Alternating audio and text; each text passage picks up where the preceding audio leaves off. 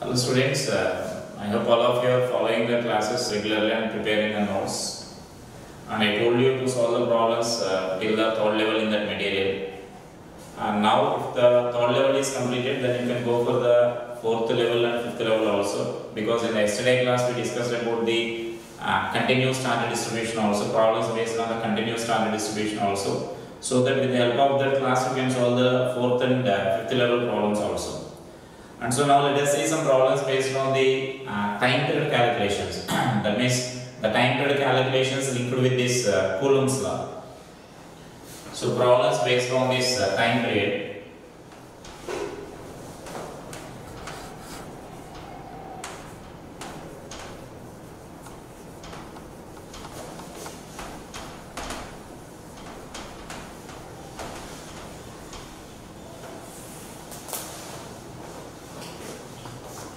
So here first of all let us consider one problem here. In the yesterday class we discussed about the ring. That means the force of interaction between the ring and the point charge when it is a semicircular ring and when it is complete ring. We discussed that problems. Now I am taking that is when the point charge is placed at the center. Now I am taking this situation like this charge Q is distributed uniformly on this ring. This is a positive charge is distributed uniformly on this, and now a point charge is placed at this at a distance x on the axis of the ring. Now this is suppose say that means in reality this ring will be like this, and now this the axis of the ring is along this. So now we are placing a point charge on the axis of the ring, and this is suppose say charge Q is placed here. Now we need to calculate this. First of all, let us derive an expression for force acting on the charged particle, and after that we can go for the time period calculations. So first I am calculating that force acting on the point charge placed at this. The radius of this ring is suppose say r. So now write down that problem. A charge Q is distributed uniformly on a ring of radius r.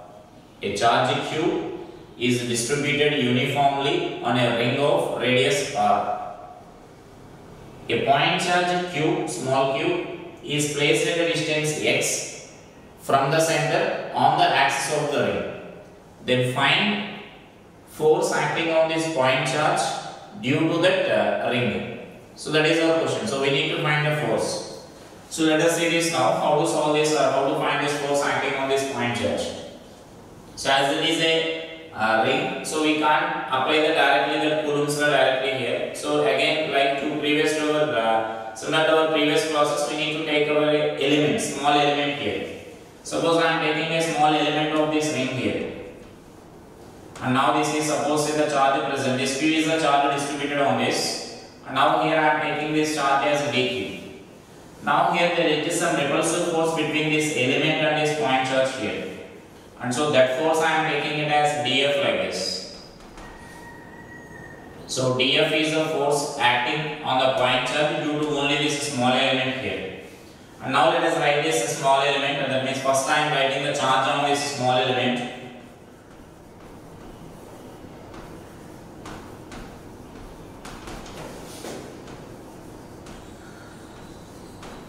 So charge on the small element dq, we can write it as similar to that of our previous problems. Charge per unit length. Q is distributed on a length of 2 pi r into that dr. That dx you may consider it as some length of this element here. I am taking it as some dl. This length of this element. So that is our dq expression. And now let us write the force due to this small element.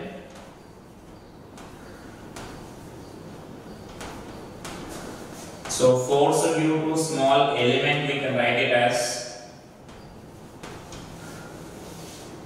dF is equal to K into dq into Q, that is point charge, by the separation between them. The separation between them is nothing but suppose this is our radius r. Now this is the small r I am taking here.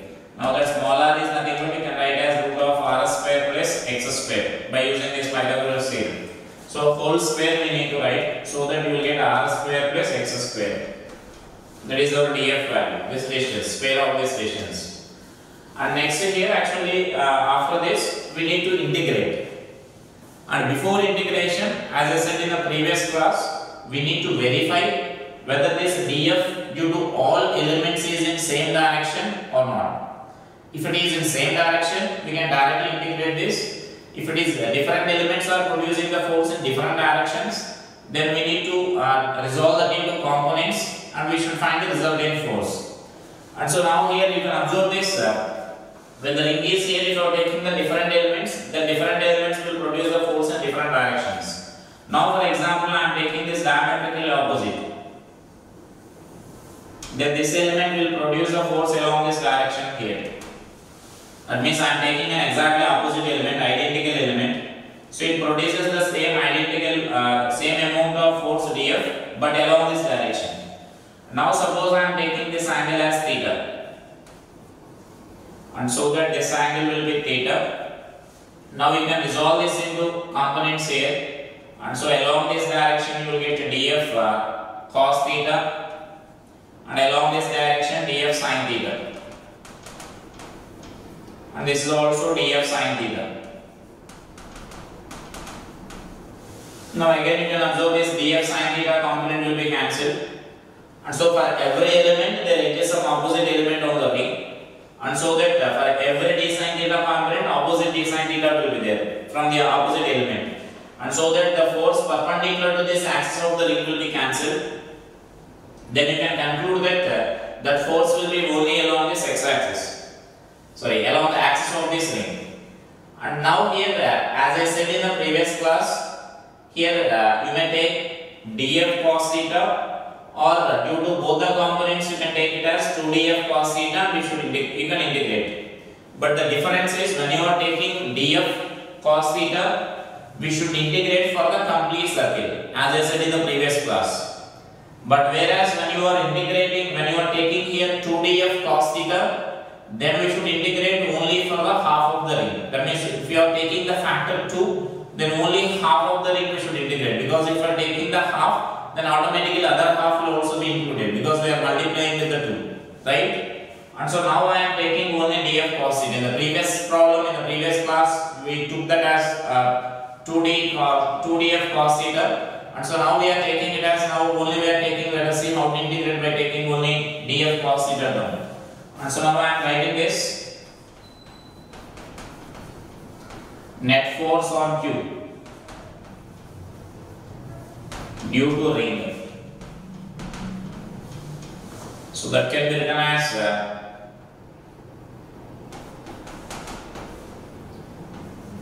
df cos theta. We should integrate that df value here, and so that I can write this as integral of df means you can substitute that value k into dq into q by this is r square plus x square. Now here cos theta is there, you can substitute that cos theta value by using this triangle, right? And so now by using this triangle, if I define the cos theta value, this is x, adjacent side is x, by this r, which is nothing but root of r square plus x square. So I can write this as x by root of r square plus x square value. So this is our cos theta value. And now to integrate that, let us write the constant terms outside that integration. So now here can you say which is a variable term here? The variable term in this expression is x is variable. X means there you can observe the distance of the point charge from the center of the ring, which is a constant value. So here x is not variable, x is a constant value, and so the variable here is only dq. So you can write all the remaining terms out of this integration here. And so I am writing all the constant terms. So k into small q into x. By this you can write as r square plus x square whole power 3 by 2 into integral of dq. And so integral of dq we are writing here. That integral of dq means you can write it as the total ring we are integrating. When you are integrating the total ring, integral of dq is nothing but example this equation. And so now here f is equal to k into q into x by r square plus x square whole power 3 by 2 into that q by 2 pi r is a constant into integral of dl. Now integral of dl is nothing but from 0 to 2 pi r we can write it. Because we are integrating from, that means we are integrating along the circumference of this ring. Along dl is the length of the small element. If you add all those elements along the ring, then you will get complete circle. Complete circle, perimeter of the complete circle, which is nothing but 2 pi r. And so that this total circumference, that means we need to integrate from 0 to 2 pi r. So just simplify this, and so that integral of dl means you will get 2 pi r. This 2 pi r and 2 pi r will be cancelled. So finally I am writing this expression here. K capital Q into small q into x by r square plus x square whole power 3 by 2. So now this expression for that force acting on a point charge which is placed at this at a distance x on the axis of your ring carrying some charge q. And next here you should remember that we are taking both the like charges, that means both are positive charges we are taking. When you are taking both the charges as positive, the force component will be only repulsive and that force will be only along the axis. That means the direction of this force is only along the axis of the ring. So there is no any component of force perpendicular to this axis of the ring. The total force is acting along this axis of the ring only. If you are taking for example that as a x axis here for example, then you can mention this force direction as I cap, you can mention here. So that you should remember. The force is acting only along this x axis. And there now if you come to the, now actually here the situations may be like you may consider some approximations here, some conditions you may consider here. Now let us see what are the conditions that we can consider here. If for example x is very small when compared to that of this, let us say first x is very large when compared to that of radius. So here I am writing some conditions here.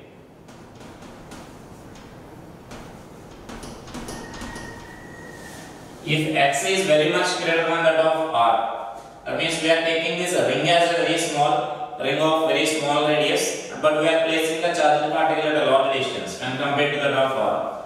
Then here what we can consider is, in this approximation what we can do here is r square will become negligibly small when compared to the x square, because r is very small when compared to that of x. So then its square will become negligibly small, and so that we can write this as that expression, that force we can write it as F is equal to K capital Q into small q by x square you get. That means actually here x cube you will get in denominator if you neglect this r square value, and here in x cube here 1x is there. So finally you will get this expression.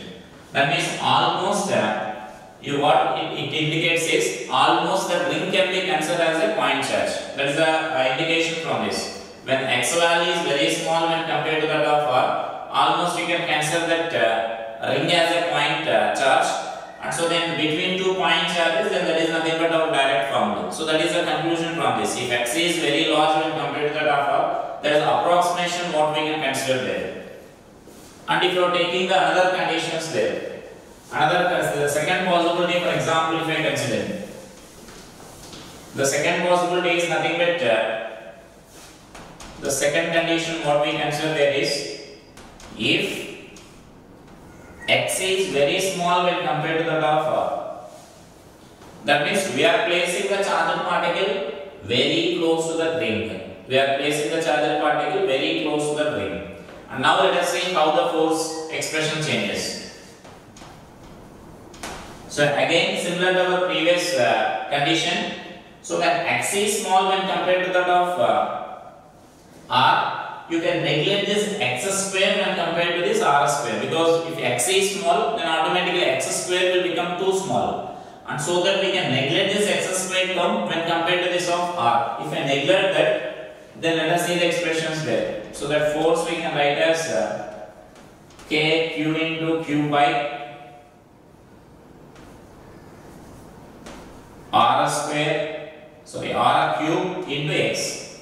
After neglecting this way X square is neglected, R square whole power 3 by 2 R cube you will get, and in numerator X is there. So this is the expression for that force here. And this is the expression for that force acting on that charged particle. When X is very small, that means when the charged particle is placed close to that. So now these are expressions there, right? So now these are force acting on the charged particle and the possibilities when X is small and when X is large. And now let us come to the problem related to the time period calculations, right? And so now this is just a force expression we are deriving. And so now in the next problem I will directly use this condition here. That means how you can consider this as an extension of this problem. And so now let us write the extension of this problem now.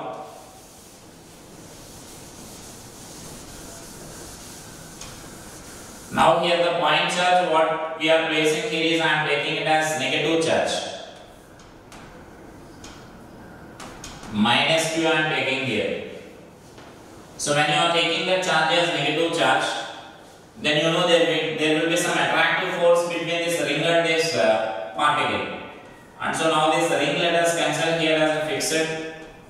Only particle is movable here. This is a particle of mass m and charge q. The mass of this particle is small m and the charge is minus q. That is about the properties of this negative charge particle point charge here. And so now similar to our previous problem, there will be some forces like this dF and dF, and so that net force will be along this direction. The net force acting on this particle will be towards the center, because if it is positive charge we mentioned the repulsive force away from the center. Now this force will be towards the center, right? And so now write this extension here, extension of this previous problem.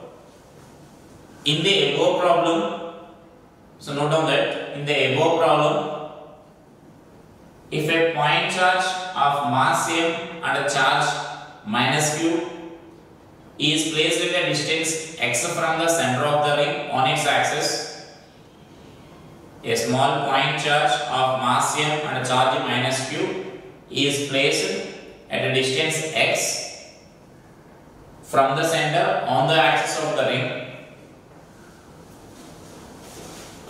such that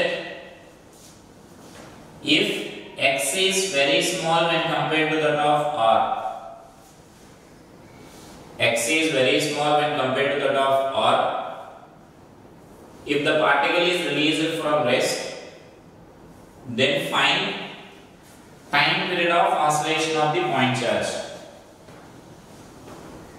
Find time period of oscillation of the point charge. Assume gravity is neglected. Assume gravity is neglected. So that means we are neglecting the effect of the gravity and we are considering the ring as a fixed. So that is the given information. So I am using these expressions here directly. So I am not doing again that force calculation. So in the previous problem we solved this. So now our condition is x is very small when compared to that r. And so let us see how the motion of this particle is. If the particle is negative charge and it is free to move, that particle is free to move and the gravity is neglected. Those are the conditions that you should remember here. So when the gravity is neglected and this is a negative charge free to move, then how the motion of this particle will be.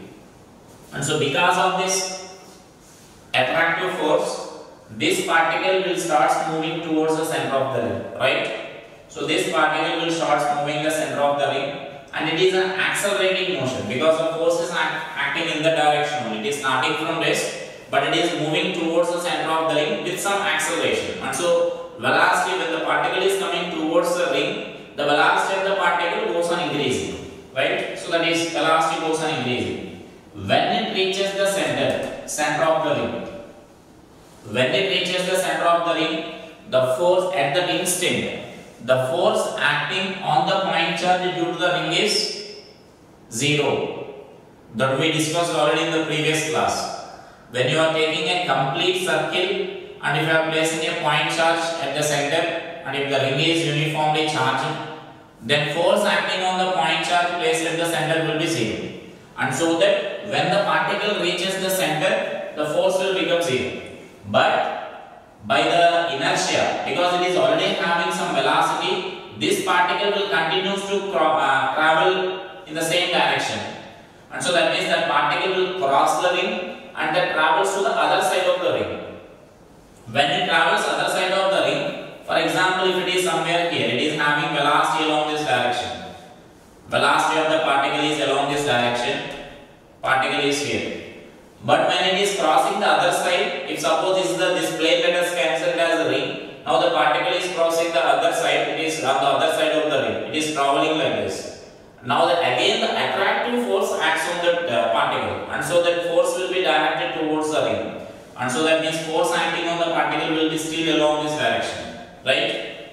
And so now when it is on the other side, when it crosses the ring and enters traveling on the other side of the ring, you can observe that now the particle is retarding. That means the force and velocity both are opposite each other. So the particle goes on with retardation, and after reaching a particular point, it comes to the rest. Suppose it is coming to the rest at this point, but still this attractive force is acting on the ring, and so because of that attractive force, that particle will comes back towards this center of the ring. So that means it is accelerating towards the center of the ring and again crosses and it comes to the right side of the ring. So that process will take place, and so that the particle will execute the oscillatory motion. Is it clear? So because of that attractive force, if you are taking a ring in this plane, the particle will execute the oscillatory motion. The particle will execute the oscillatory motion here. Now, in that oscillatory motion, if x is very small when compared to that of r, then the motion of the particle will become simple harmonic. If this condition is not given, then just we can say that motion of the particle is oscillatory. Then it won't become simple harmonic motion, because if x is not small, then force acting on the particle is given by this expression. And if the force is like this, then you know that the motion is not a simple harmonic motion. For the motion to become a simple harmonic, our condition is, that means I will write both the possibilities here.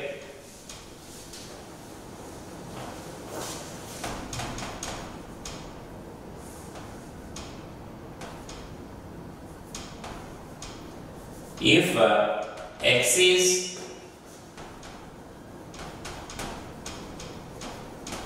comparable with r, then force acting on this is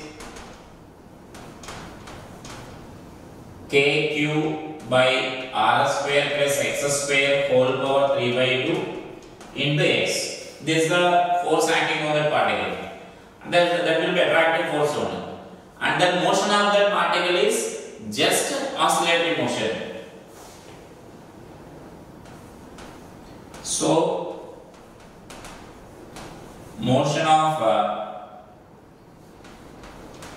point charge is oscillatory but not SHM. Is it clear? So if the condition is not given, if x is very much less than r condition is not given, then you can't conclude the motion as SHM. So then the motion will be simply oscillatory motion. So now our given condition is x is very small when compared to that of r, and so then you can conclude that that motion will be SHM just by taking this approximation here.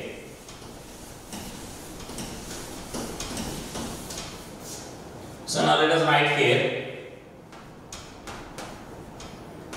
if x is very small when compared to that, then you can write that as that force acting on that particle is kq into x by r cube. So we mentioned already in the previous problem, like this r x square is negligible, then r cube we will get here simply. And so now that force will become the restoring force here. The restoring force acting on that particle is nothing but that electrostatic force. and therefore I can write this restoring force as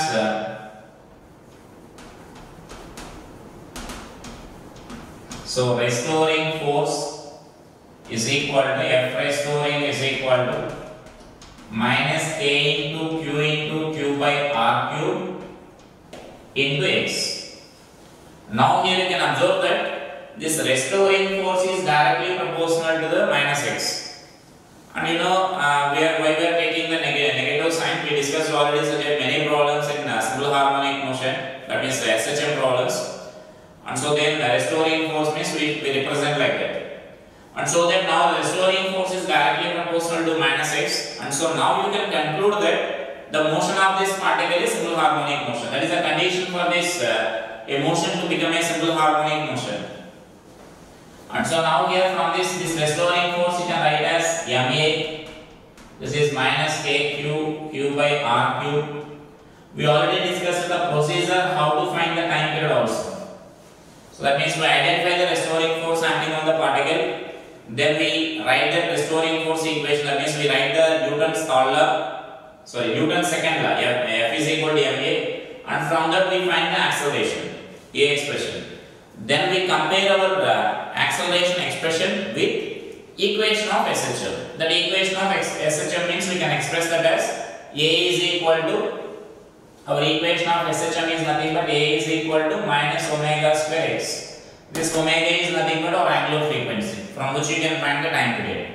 So that is our general procedure. So then from this you can write the expression for this acceleration. So A is equal to minus K cube into Q by M R cube into X. So this is our omega square value. So compare with the equation of SHM.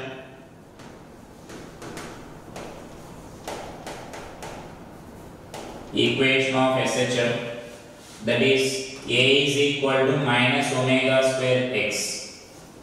So comparing with that, you can write this expression as,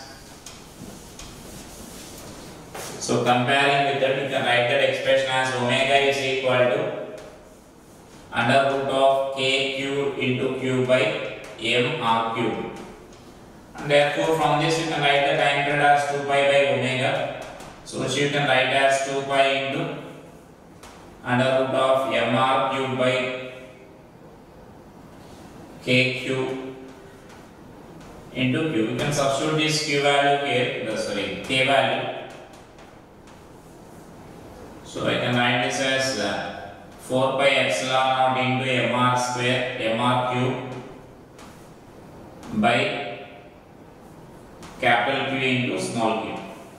And if you want, you can further simplify according to the given options. You can write this 4 outside and this r, from this r square you can write outside. So like that, according to the options you can simplify it.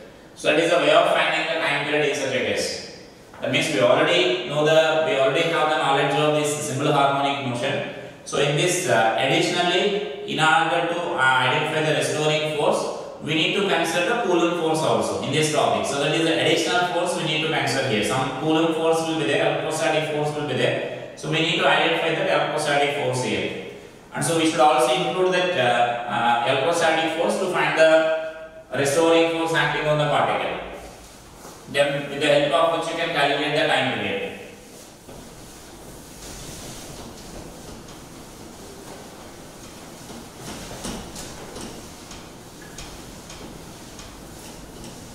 So next let us see some other problems based on this simple harmonic motion.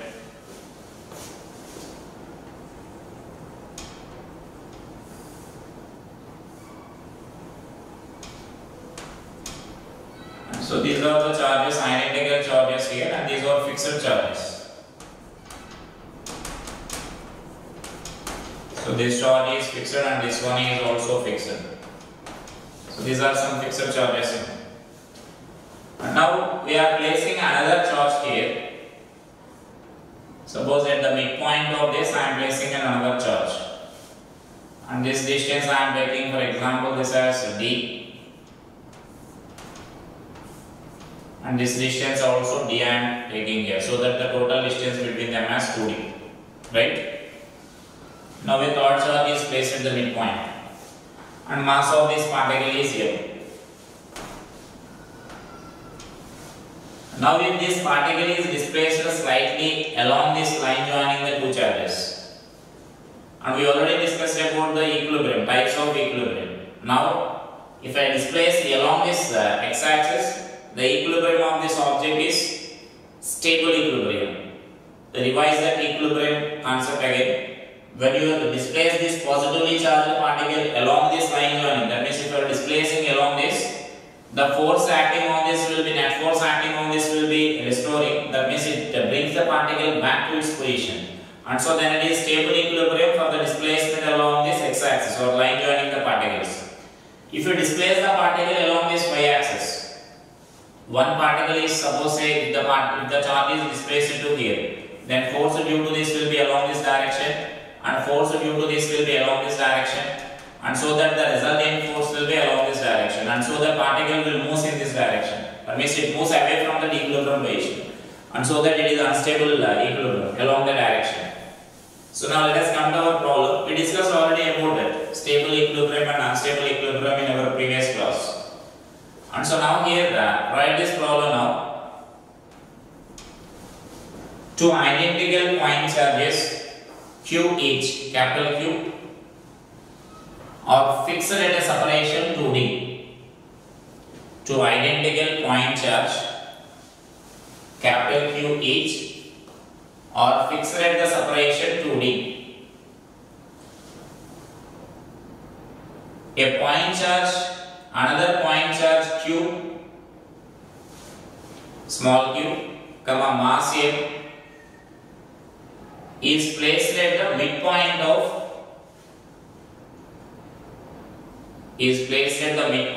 those two charges.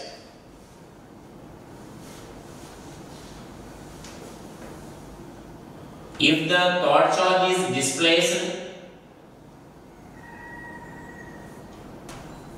by a distance x, in brackets x is very small when compared to that of b, by a distance x along line joining the charges and released,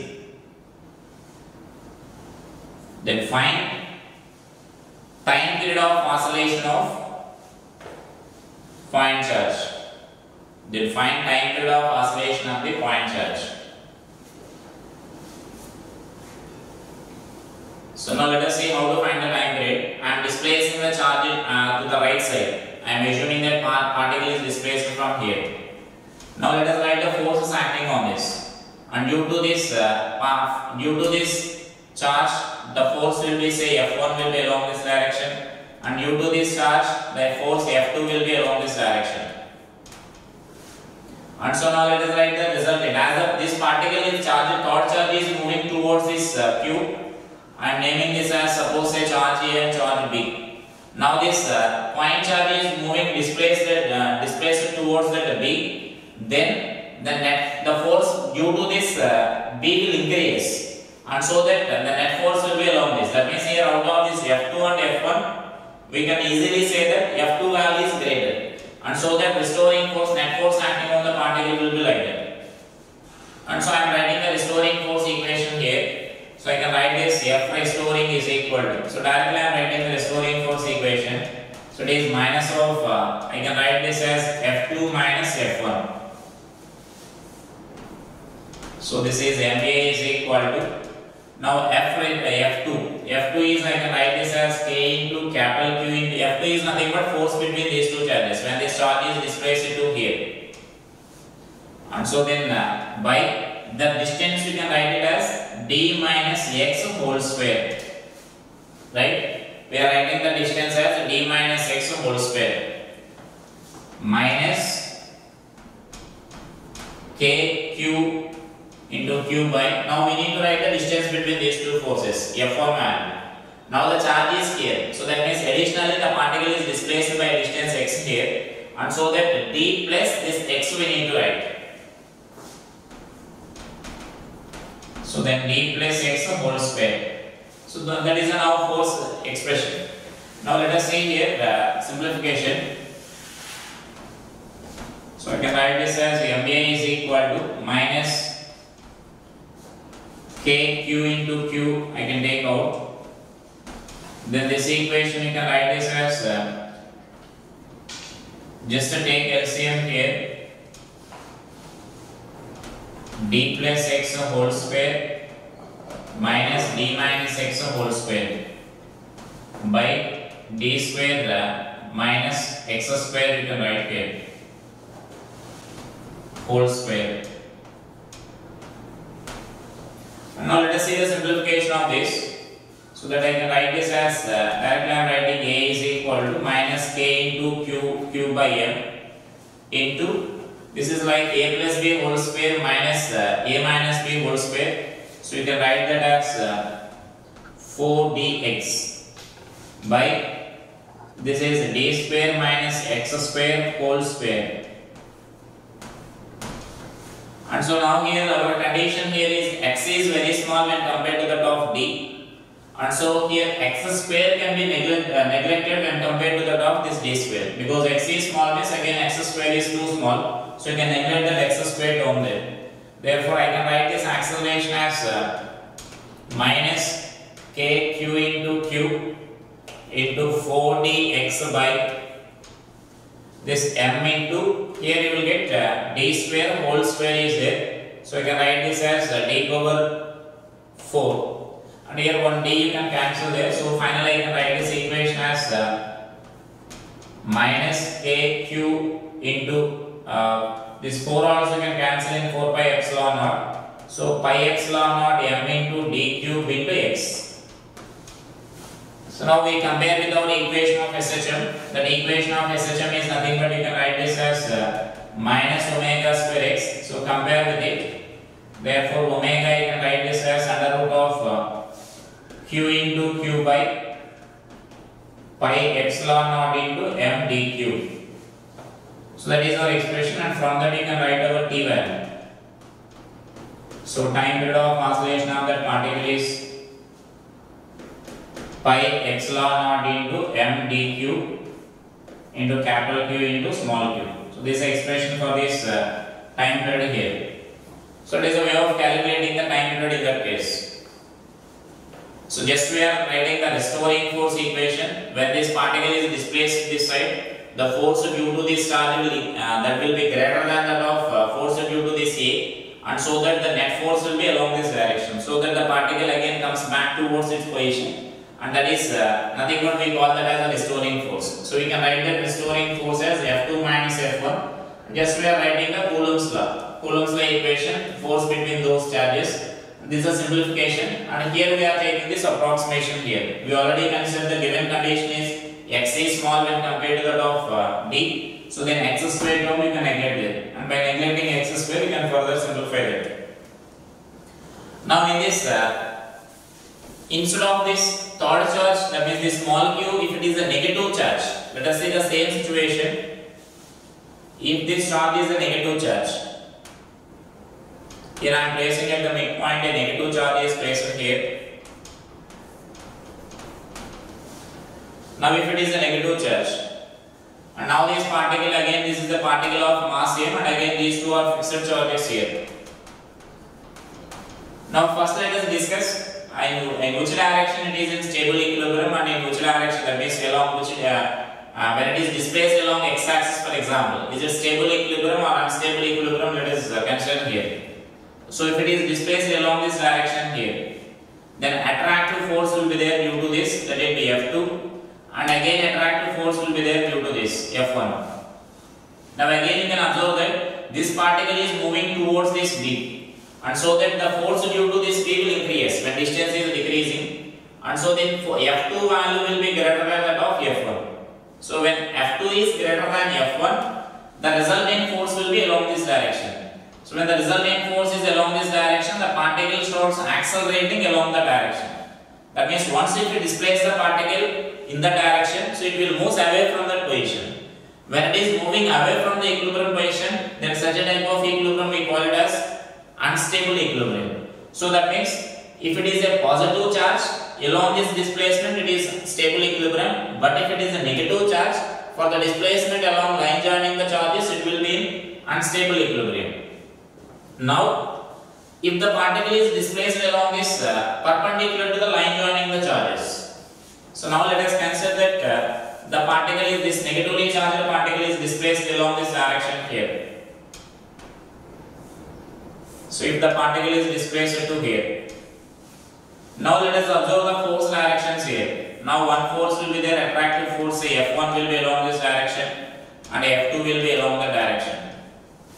You can resolve them into components and a force component along this horizontal direction will be cancelled and net force will be along this direction here. That means the one component of F1 and other F2 component will be in downward direction.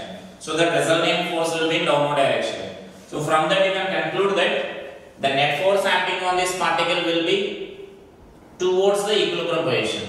So because of that force, the particle again comes back towards the equilibrium position. And when it is coming back to the equilibrium position, then that is nothing but we call it as stable equilibrium position. And now, in this case, let us find the time period of this particle here. When the displacement is small, again you can find the time period of oscillation. So now let us write it as a next problem now. And you can solve yourself one the previous problem model only, just additionally you will get the components here. Similar to that only, additionally you will get the components here. Sin theta or cos theta components you will get, depending on that theta where you are taking. So now write down this problem. 2 point charges capital Q each are fixed at the points A and B. Or fixed at the points A and B, separated by a distance 2d. A third point charge of mass M and a charge minus Q is placed at the midpoint of line joining the two charges. Is placed at the midpoint of line joining the two charges. If it is displaced by a small distance x perpendicular to the line joining the charges, perpendicular to the line joining the charges, and then released. Then find time period of oscillation of the particle. Time period of oscillation of the particle. Neglect the gravity. So in brackets write neglect the gravity. So just I will explain the components. You can find the further restoring force and you can do the calculations. So when the particle is supposed to displaced to here, now the particle is here. So this particle is displaced to here. And so now attractive force will be there due to this A along this direction and attractive force due to this B will be along this direction. So let it be F2. And you can observe that F1 and F2 both are equal in magnitude because the distance of this minus Q from this A or from B is same only. And A and B magnitude are also same. And so that this F1 and F2 are equal in magnitude. So if you resolve this into components along horizontal direction, the horizontal components cancel with each other.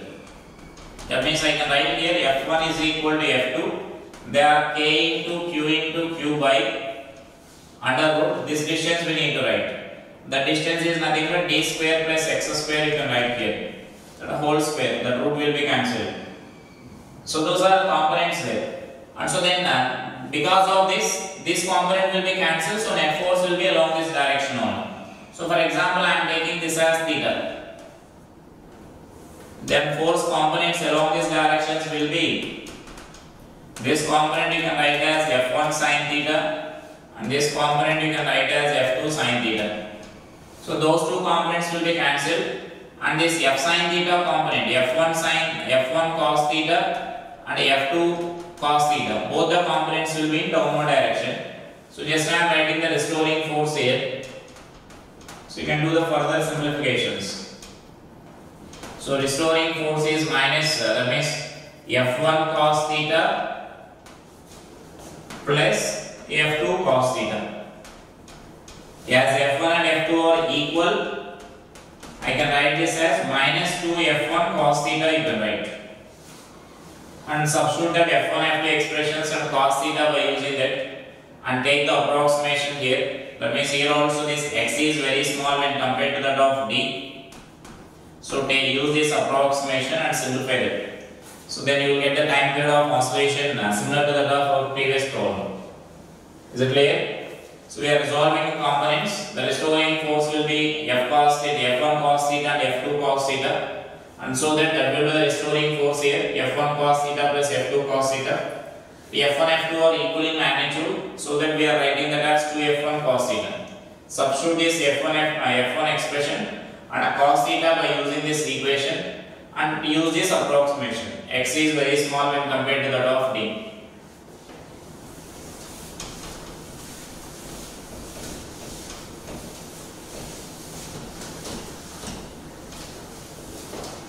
Next, let us take one more example.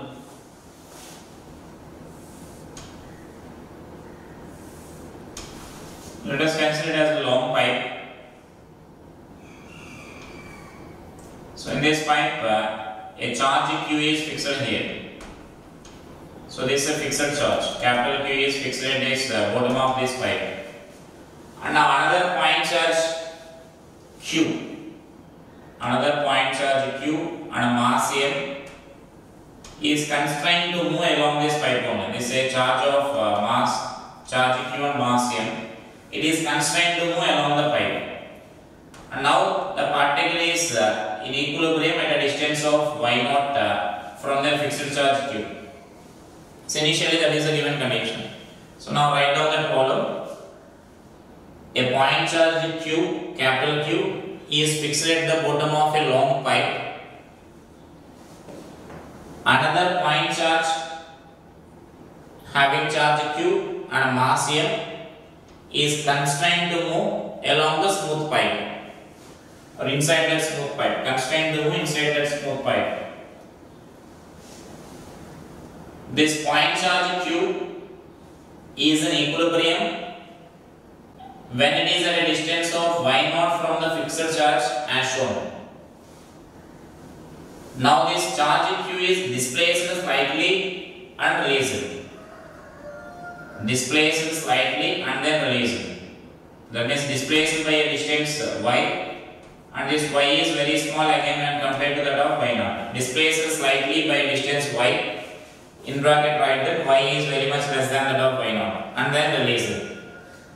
Then find time period of oscillation of this point charge Q. Then find the time period of oscillation of the point charge Q. So here it is given that initially it is an equilibrium in this position. It is an equilibrium in that position means, so the initially the forces acting on this are mg, weight of this particle is acting downwards and repulsive forces acting upwards. So in equilibrium we can write that as so in equilibrium I can mention this as electrostatic repulsive force is equal to mg. And that electrostatic repulsive force we can write as K into capital Q into small q by y0 square. So this is equal to mg. Let this is equation 1. And next let us consider when the particle is displaced slightly. Suppose now I am taking this particle is I am drawing here. So this particle is displaced slightly here. So this is our Q. Now initially the particle is here, now the particle is displaced to here. So this is our y0 here actually. Now from here the particle is displaced slightly to this. Now the particle is here. The small q is here. And now let us represent the forces acting on this. Again still mg will be there in downward direction. And now the repulsive force say F will be there in upward direction. This F and F will be different, so I am taking this as some F0 here, equilibrium force. And now this force is F. And so now here in this situation, that means when the particle is not in the initial position, if it is displaced down, I am assuming that particle is displaced down slightly. Now when the particle is displaced down, this F value will increase, that will become greater than that of mg. The reason is because the charge is coming closer to that of fixed charge. When you are displacing it down, the charge is coming closer to that of this charge, and so that this F value will increase, and so that because of this resultant force will be in upward direction. This F is greater than that of mg, so the resultant force is in upward direction. So the particle again comes back to that position. That means finally it executes the simple harmonic motion there. And therefore I can write this restoring force now as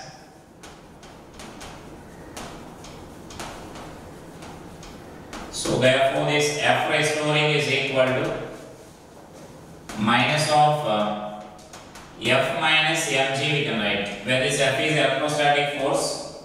So therefore this is Ma is equal to this electrostatic force, we can write it as kq by, now the distance is y0 minus y whole square minus mg. And here again we need to use this approximation here. So for this let us see this minus of k into q by, here let us take this y0 common here. So then y0 square into 1 minus y by y0 whole square. Just from this I am taking y0 common, so we will get y0 square because whole square is there. This is the remaining term minus mg.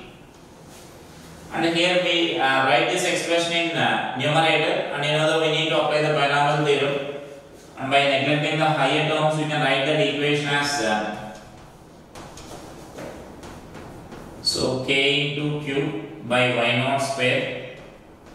And directly writing this, after applying binomial theorem, I am directly writing here 1 minus of minus plus you get 2y by y0. Is it clear? When you write this term in numerator, it becomes whole power minus 2, and x power n formula we need to write. And we know the binomial theorem 1 plus x whole power minus n, for example, if it is there, then 1 minus, here it is minus is there, so let us take that example only. So then you will get 1 plus nx by neglecting the higher terms, higher order terms. So that means we are writing the same expression here. And then minus mg. And so now we can simplify here this k q0 into q by y square. That means when you multiply this, you will get the first term here. That first term and this mg values are equal only according to this first equation. And so you can cancel that. So I am writing this equation directly here. Ma is equal to minus k into q by y0 square into 2y by y0. So when you multiply this first term and minus here mg is here, this mg and this term will be cancelled here, first term after multiplication. And so only this term we need to write here, multiplication. And so therefore this term further I can write it as Ma is equal to minus, and this value I am replacing by this mg. And so you can write this as mg into 2y by y0. So the m we can further cancel here, therefore this equation is nothing but 2g by y0 into y.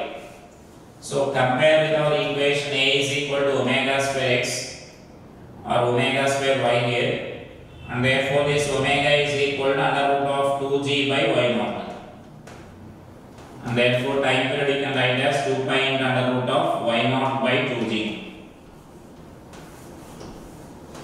So that will be the time period of oscillation of this particle when it is displaced slightly from its equilibrium position.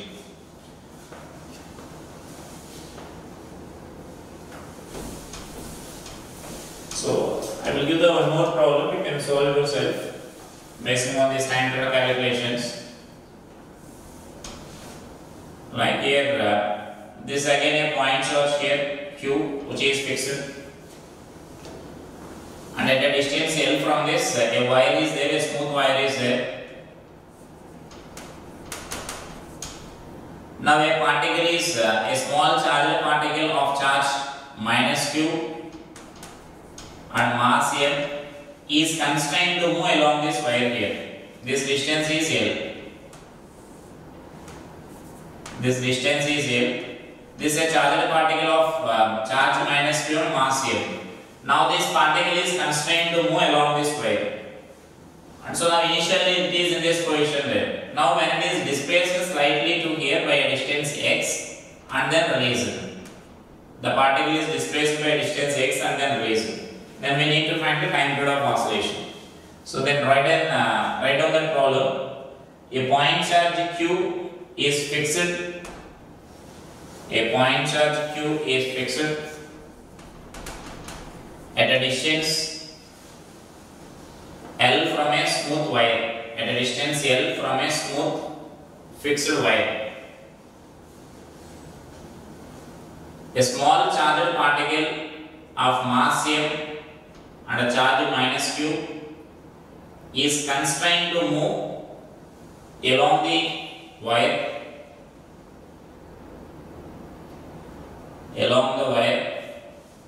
And it is placed at the position as shown.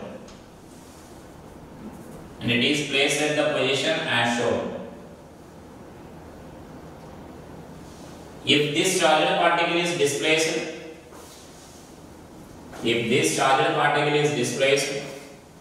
by a distance x, in brackets x is very much less than L, along the wire,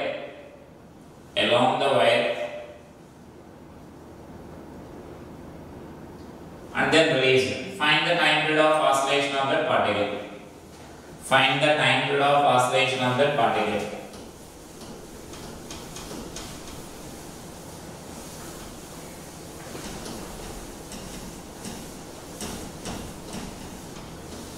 So similar problem, just displace the particle and identify the force.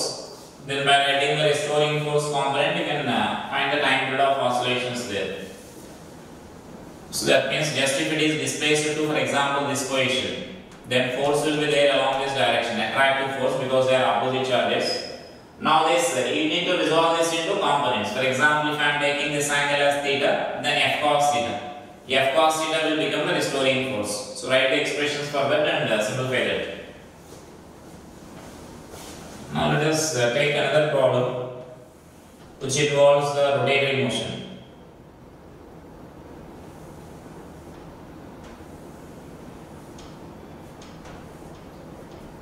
So a charge q is fixed here. This is a q, and it is at a distance of h from the center of a disk. And now another charge minus q is fixed at the center of the disk, and the radius of the disk is r, and suppose a mass of the disk is capital M. That means that is the given data. A charge q is fixed here at a distance of h from a center of a disk, and at which another point charge minus q. This minus q is a point charge only. That minus q is fixed at the center of the disk of mass m and radius r. The disk is free to roll on the surface here, horizontal surface. The disk is displaced slightly and then released. The disk is displaced slightly and then released. Then find time period of oscillation of the disk.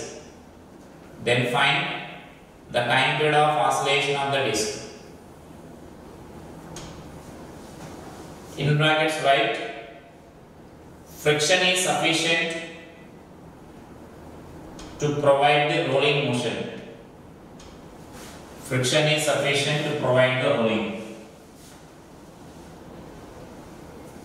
So now let us see how to find the time period here.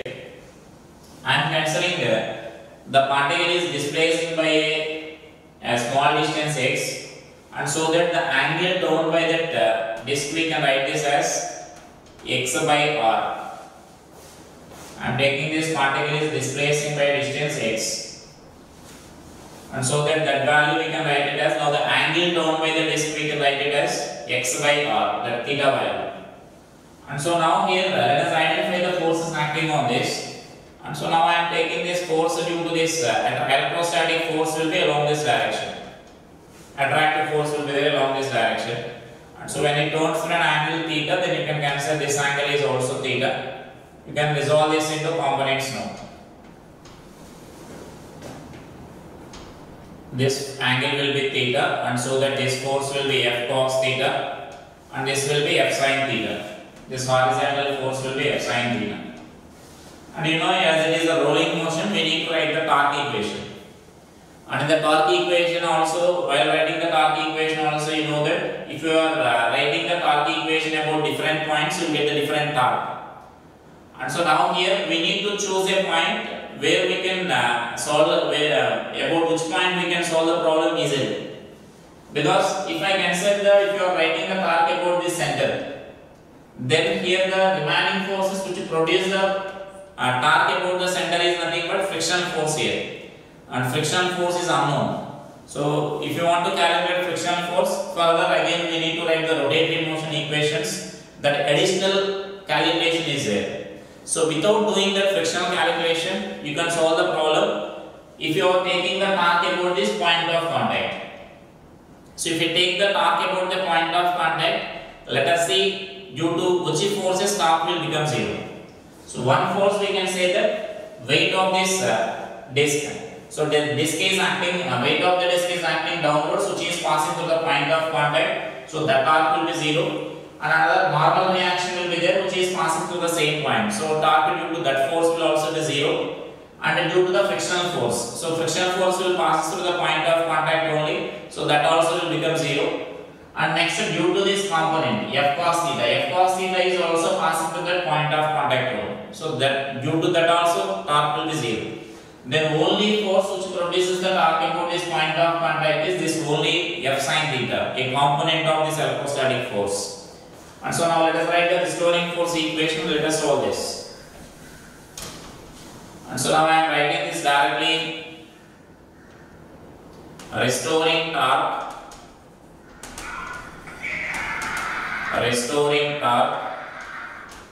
about point of contact.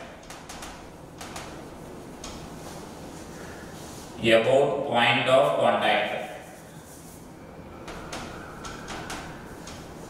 This angular displacement I am writing here. Angular displacement we are taking as x by theta. So then about point of contact, if I write the restoring torque is equal to minus F sin theta into R, where R is the radius of the disc, which is the perpendicular distance. And so that now this I alpha, this torque I can write this as I alpha, where this I is IP I am taking, where IP means about this point of contact we need to write here. The moment of inertia about the point of contact. So generally you may do the mistake here. Even though if you are taking this equation, by mistake if you substitute the moment of inertia about the center of the disc, you will get the wrong answer. So if we are taking about the point of contact, so here moment of inertia also we should write about the point of contact only. So minus F is nothing but you can write the force equation kq square, both are identical, that means only sign is different, opposite, by r square. R square means the distance you need to write here. So I can write that as h square plus x square. Whole square means the root will be cancelled into sin theta. So sin theta value can define by using this triangle here. So the opposite side, this displacement is nothing but we are taking it as x. So x by, again hypotenuse we need to write root h square plus x square into r. Now let us write the moment of inertia about the point of contact. Just parallel axis theorem. So this is mr square by 2 about the center of mass plus mx square. So m into r square into alpha. And this side you can write this as minus kq square into r into x by h square plus x square whole power 3 by 2. Right? And you can further simplify this. So like that is 3 by 2 mr into alpha. One r I am cancelling on both sides. This is equal to minus kq square into x by h square plus x square whole power 3 by 2. And then again we can take this approximation here. So the given condition is x is small when compared to that of h. That means the particle is displaced by a small distance. and so that this x value is negligible when compared to that. So I can write this as 3 by 2 mr into alpha is equal to minus kq square by, so now this x square term you can neglect there. So h cube into x you get. So finally I am writing this alpha value minus 2kq square by 3m into h cube into x by r.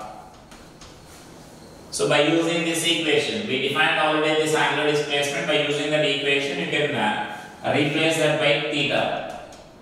So it is minus 2q square kq square by 3m h square h cube into theta. So now that this is nothing but our angular SHM equation. That angular SHM we can, in angular SHM, that equation of SHM we can write as alpha is equal to minus omega square theta.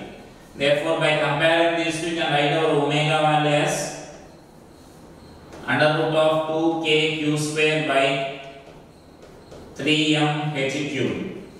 And therefore, from this you can write the time period of oscillation. So the time period of oscillation is 2 pi into under root of 3m h cube by 2kq square. And from that you can further substitute that. That means you can substitute the k value, you can write it outside. So finally I can write this as this h1, h and q value I can write outside. So h by q into 6 pi epsilon naught. Here this 1, 2 will be cancelled. So 6 pi epsilon naught into m into one more h will be there. So this is the time period of oscillation of this disc when it is displaced slightly by a small distance along this horizontal plane. So these are some of the problems based on this time period of calculations. So with this we discussed almost all the models based on this. That means we discussed the based on the Coulomb's law. We discussed each and every model based on that. And that means actually we discussed some problems like based on the in majority of the books. And like standard books like H.C. Verma or the Irido, some Irido problems also we solved here. So that means we discussed total problems, total models based on this Coulomb's law. So I hope with this you can complete the problems up to the level 5 and level 6 also, higher levels also, advanced levels also. So then with this I am finishing this Coulomb's law now. From the next class onwards, I will start this electric field and motion of the charged particle to that electric field. And so that after the completion of, after watching this class, you should complete all the problems based on the Coulomb's law in all the levels. That means in advanced levels also. Like problems from the 4th level, 5th level and 6th level also you can solve the problems from this based on the Coulomb's law. So you can solve each and every problem based on the Coulomb's law after watching till now. So from tomorrow class onwards, I will start the field and motion of the charged particle in field, and later we discuss like field produced by the different objects. Thank you.